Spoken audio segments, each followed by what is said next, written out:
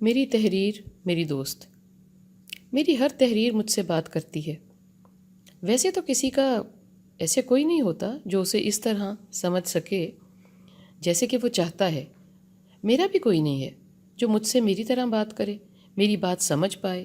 میں کچھ نہ کہوں اور وہ جان جائے، یا میں کچھ کہوں اور وہ اس کے آگے پیچھے لگا کے جملے نہ بنائے، ہر وقت حساب نہ مانگے اور ہر وقت کا حساب نہ چاہے، جواب نہ چاہے. میں خود کو ہر ساتھ کٹہرے میں کھڑی محسوس نہ کروں.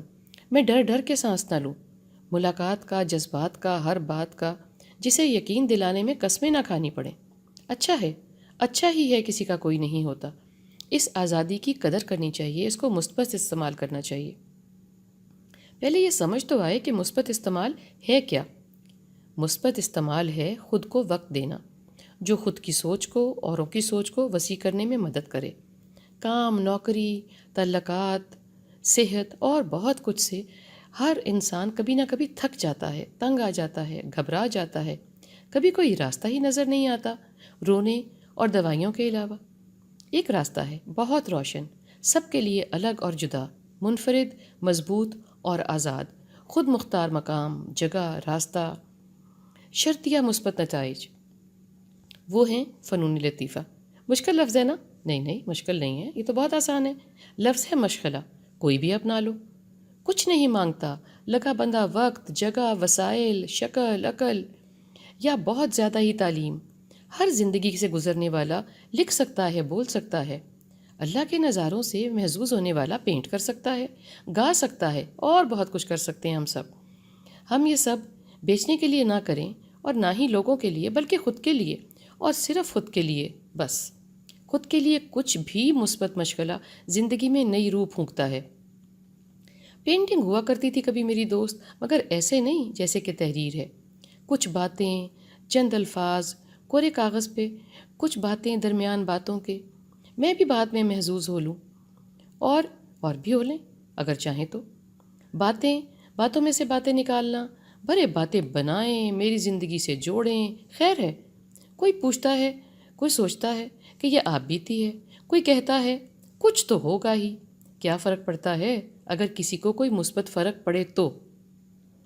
میری ہنسی، میری گہری تنہائی، چمکتے تیرتے آنسو، دھڑکتا دل اور بے ترتیب دھڑکنیں سب مجھ سے بات کرتی ہیں، میری باتوں کا جواب دیتی ہیں، یا میرے بنتے سوال ہیں.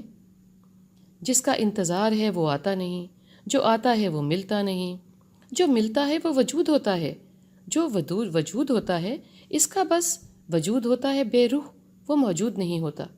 تو مجھ سے بات کس نے کرنی ہے؟ میں نے ہی نا. اور میں کون ہوں؟ میں ہوں میری تحریر، نہ کہ میرا شریر. یہاں جہاں آج کل میں موجود ہوتی ہوں، بما وجود اور روح، یہاں ویسے تو سورج کا بکھرا اجالا اور اللہ کی ہوا کی رونق ہوتی ہے جب میں وارد ہو جاتی ہوں. کوئی بندہ پرندہ نہیں ہوتا. ہاں کبھی کوئی مکھی ہوتی ہے جس کے پیچھے کوئی کام کرنے والا بھاگ رہا ہوتا ہے مکھی مار لیے. اکثر میرے ساتھ میرے علاوہ کوئی نہیں ہوتا. کبھی تو میرے ساتھ میں بھی نہیں ہوتی، بس آنے کو آ جاتی ہوں، جیسے یہ آنا بھی آٹو پہ لگا ہے. مگر کبھی تو ہم ڈھیروں سے ہوتے ہیں جو سویر کھلنے سے پہلے ہی دماغ کھا چکے ہوتے ہیں اور پھر بھی جونکوں جیسے حواس کو کھا رہے ہوتے ہیں. چونکہ دن بھر بھی ان کو ساتھ ہی لٹکنا ہوتا ہے، سو بلا تکلف، بلا معاوضہ یہاں بھی چلے آتے ہیں لکھائی اور پڑھائی غارت کرنے کو. ہر وقت کا لٹکاوا بھی کیا مصیبت ہے. ذرا دھکے دینا آتے ہوں تو جب کام میں لگ جاؤ پھر ان کو آپ میں کوئی دلچسپی نہیں رہ جاتی، اور یہ ساتھی ایک ایک کر کے اللہ کے حکم سے سکون اور جان دونوں دے جاتے ہیں اور بھاگ جاتے ہیں. کوئی 12 ساڑھے 12 سے اوپر ہوتے ہیں. اب یہ جگہ پر رونق ہے، چہل پہل ہے، چٹکلے اور ان پہ ان کہے کہہ کے مصروف خلقت، ڈھکی چھپی ملاقاتیں، اشاروں میں باتیں اور معنی خیز مسکراہٹیں، سب روا ہے، جائز اور مقبول. مگر اسی چہل پہل میں وہ حسین چہرہ اداس مسکراہٹ لیے گم سم بیٹھا ہے. اس کی طرف کوئی متوجہ کیسے اور کیوں کر ہو؟ کسی کو اوروں کا غم نظر ہی نہیں آتا. کیسے آئے؟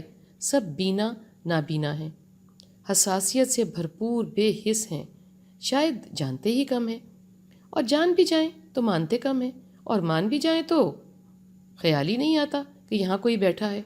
ایسے جیسے کہ ماتھے پہ آئی لٹ کو پھونک مار کے اڑا دیتے ہیں، ایسے ہی سوچتے ہیں کہ یہاں کوئی تھا ہی نہیں یا ہے ہی نہیں۔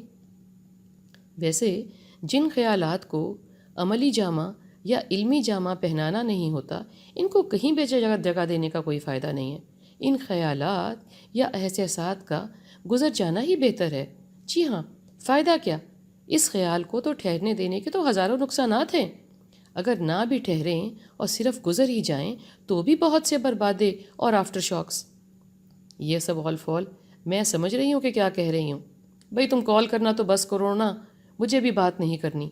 میں پہلے ہی بے ترتیب سوچوں کے فقدان پہ کھڑی ہوں، خود کی دوست، خود کی تحریر کی طرف دیکھ رہی ہوں۔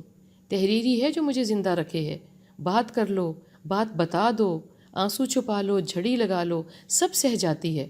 دل کی بھڑاس نکالو، کوئی پرانا عشق بتا دو، کسی قتل کو کان میں بتا دو۔ اس نے کسی کو نہیں بتانا، دوست ہے نا۔ میں سب سے کہتی ہوں تحریر کرو، تحریر میں گم ہو جاؤ، تحریر میں نمایاں ہو جاؤ، گرتے پڑتے تحریر کرو، تحریر ہو جاؤ، ہمیشگی پا جاؤ گے۔